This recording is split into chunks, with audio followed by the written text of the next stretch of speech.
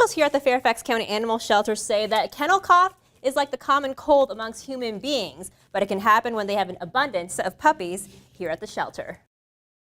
Dogs can be contagious before they are symptomatic, and so it's difficult to identify. Sound familiar?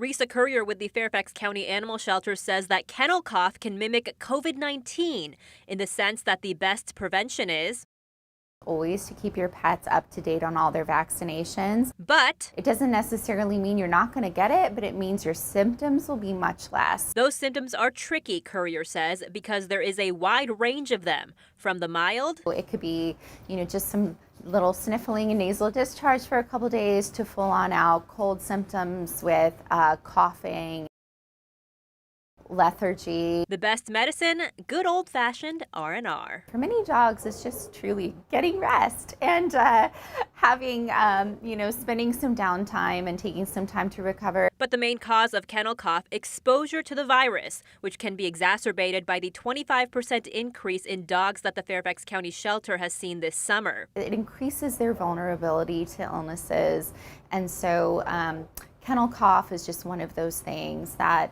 when dogs are stressed, they can become more vulnerable to getting it. And officials here at the Fairfax County Animal Shelter say Fridays are a great day to come and adopt a dog because all pet adoption fees are waived. For gals like Betty White here. In Fairfax County, Melissa Kim, WSA 9.